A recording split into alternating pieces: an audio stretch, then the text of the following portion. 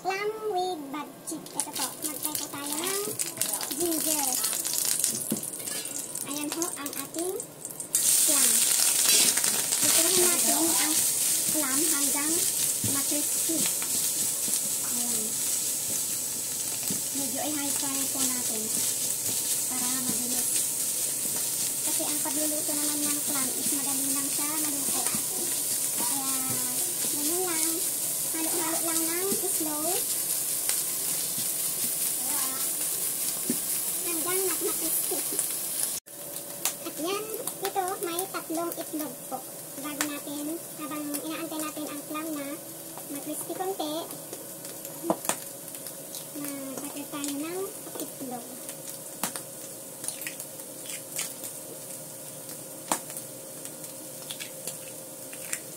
Ayan na guys, ang ating 3 itlog. Pwedeng 4, pwedeng 5, nasa iyo po kung ilan ang gusto nyo i-halo. Ayan.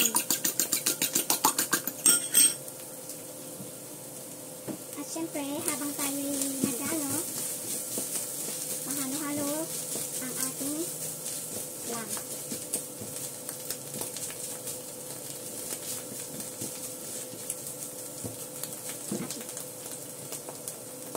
Maglagay tayo ng konting asin sa itlog. Ayan, small amount lang po ang ilagay natin. Stir again.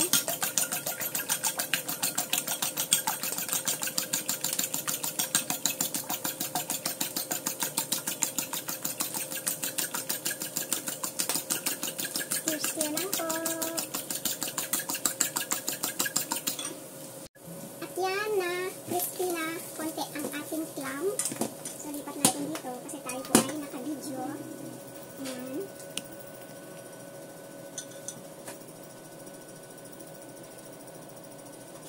Wipe para mabilis.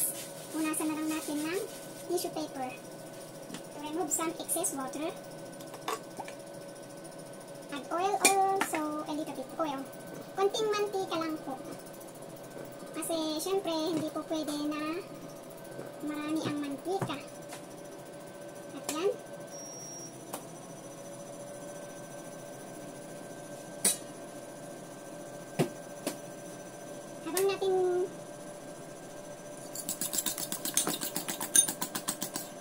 Habang inaantay po natin ang kwali na uminit, haluin natin ang itlog para mag-bubbles. Kasi mas maganda yung mahalo na maigi yung itlog bago maprito. Kasi anong tawag dito? Alsa, para hindi ko alam anong tawag. Basta haluin para, tignan nyo, may ganyan yung itlog. Mas maganda daw. At yun po ay totoo kasi pati ang lola ko noon ay sinabi na haluin ng maigi yung itlog. Fluffy. Basta fluffy sa English. At yan, pwede na, mainit na ang mantika. Ayan, diba?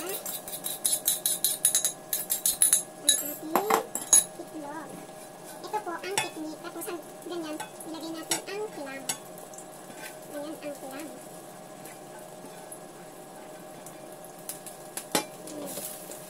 Then, halo.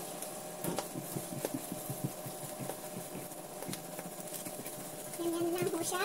Kasimple. At ganyan.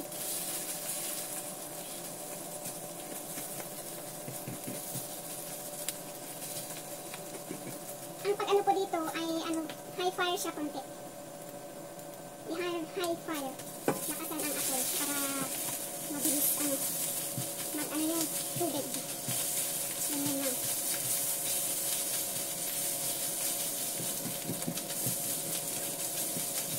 At syempre, tama na. Lipat natin. Ganyan lang siya. Hindi na ko kailangan hugasan yung kuwali. Tanggalin lang yung mga para hindi masunog. At syempre, konting mantika ulit. Kaya konti-konti lang yung mantika kasi every fry, halimbawa yung clam, di ba i-fry mo yan, then set aside, tapos i-fry mo ulit yung itlog, kaya konti-konting mantika. Kasi kung damihan mo yan, ano nang mangyayari? Edi puno na ng mantika ang ulam. Ayan. Wait lang na, uminit saglit. At ang i-fry natin is bud chip. Ayan po ang bud chip na nakatok ng lengthwise. Ganun lang ho, mag-cut. Depende ho ang gusto nyo. Mahaba o maiksi, ganun. At syempre, sigurado mainit na ang ating tuwali. Kaya, ano tayo? Sinaan konti ang apoy. Temperature. Kasi ito pong lutuan namin is electric stove siya. Kaya, hinihinaan ko ang temperature. Pero kung challenge o yung apoy, syempre, sinaan na. Ayan. Halo-halo lang natin hanggang maging tender ang bud chip. At habang hinahalo po natin, huwag mo nang maglagay ng asin. Ito ang gusto ng ating buwate. Ayan.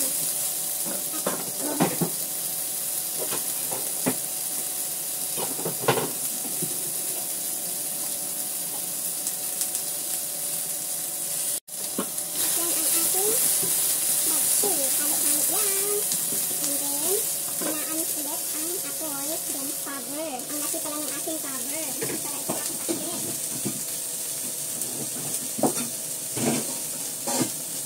Ang takip po ay ito. Ayan.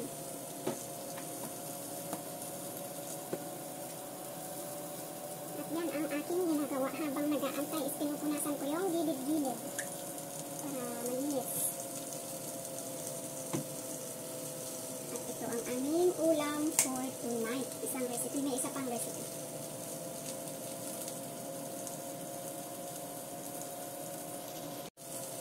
At yan, halo-haloin natin ulit para hindi masunog. Ayan nga, parang sunog na nga konti. Ayun na nga, sabi ko na nga ba, kailangan bantayan. Ayan, sunog na nga yung iba. Hindi naman masyadong sunog.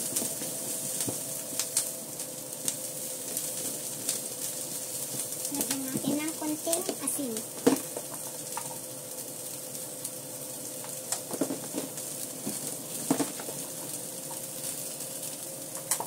Ayan, konting asin. Dapat pala yung itlog kanina, yung clam at saka yung egg, dapat pala nilagyan ko ng paminta. Hindi nakalimutan nilagyan yung egg at clam ng paminta, kaya lagyan natin ang bud chip ng paminta. Ayan na guys. Madali lang po. Laglag ka pa. Pwede nang ibalik. Maluluto naman. Hindi pa siya malambot, kaya takpan muna natin. Takpan muna natin, tapos hinaan ang apoy. Set for 5 minutes para lumambot yung bud chip bago natin ihalo sa itlog. At yan, hahaluin na ulit natin ang ating bud chip. Check natin kung malambot na. Ayan. Ayan, malambot na. Malambot na ang ating bud chip. At, ayan na. At dito, pwede natin ihalo yung egg. Ayan. Diba? Ganun lang siya. Kadali gawin. At ihalo lang natin. Achoo!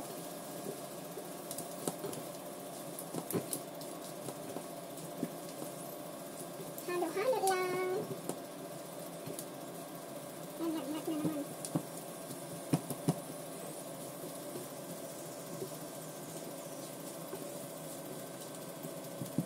Kung may malalaki, habang hinahalo, at kung may malalaki is ikat na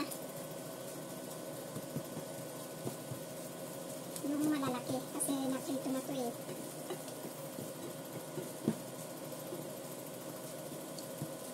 Ganyan ang ating clam with bud chip and egg.